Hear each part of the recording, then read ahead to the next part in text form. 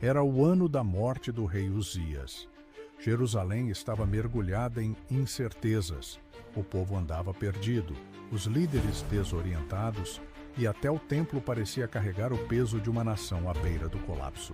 Foi nesse cenário de crise que Isaías, sacerdote jovem e sensível, decidiu buscar respostas no único lugar onde a verdade ainda parecia existir, diante do altar do Senhor.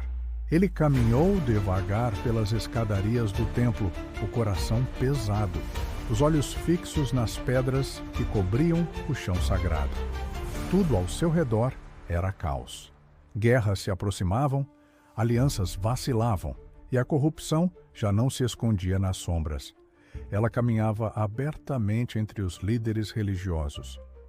Isaías orava em silêncio enquanto entrava no recinto mais sagrado.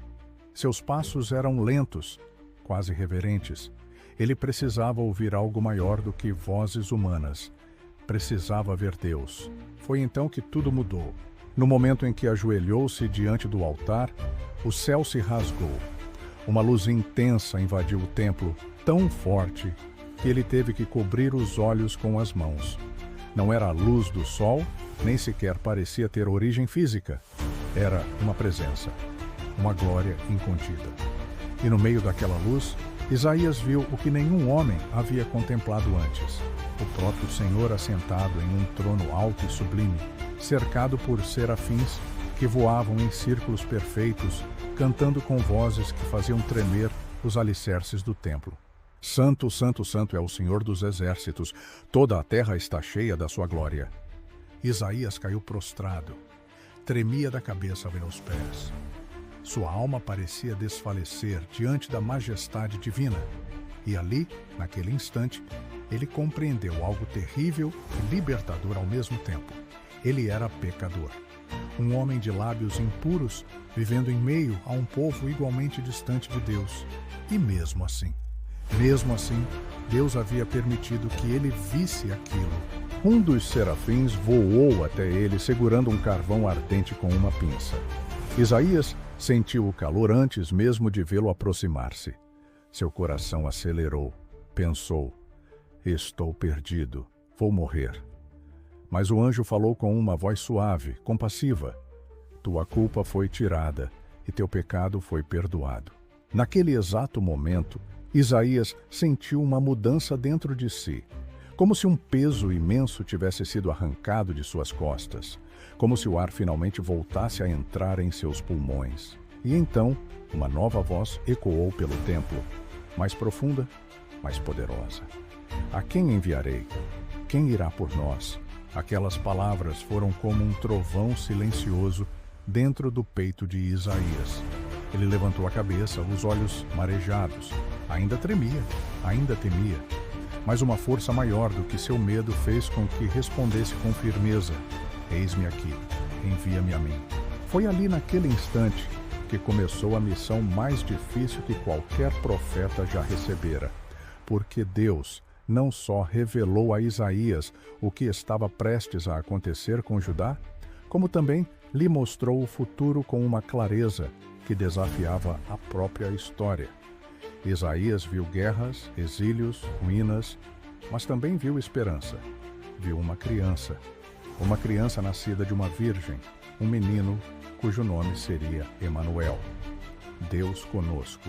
Mais tarde, em outra visão avassaladora, Isaías viu um servo sofredor, um homem humilde, rejeitado pelos homens, desprezado e abandonado, sofrimento após sofrimento, golpe após golpe. E mesmo assim, aquele servo não abria a boca, era como um cordeiro levado ao matadouro.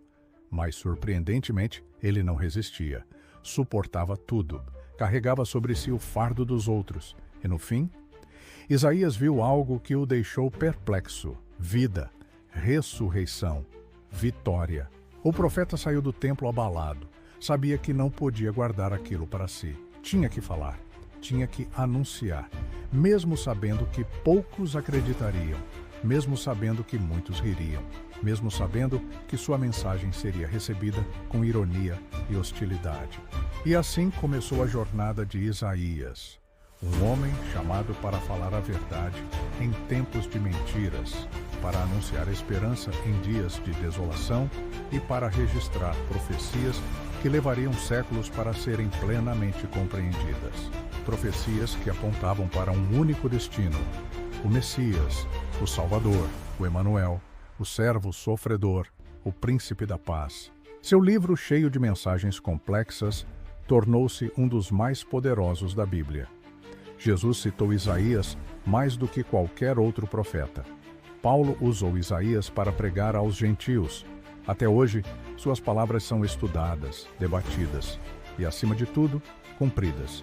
Porque Isaías não apenas falou do passado e do presente, ele trouxe mensagens diretas para a nossa geração. Advertências, promessas, verdades que nos desafiam a crer, mesmo quando tudo parece impossível. Mensagens que nos dizem: há sempre uma promessa depois da dor, há sempre luz depois da escuridão, e há sempre um propósito maior do que conseguimos enxergar. Você está preparado para ouvir o que Deus disse a Isaías? Para aceitar o que ele quer dizer a você?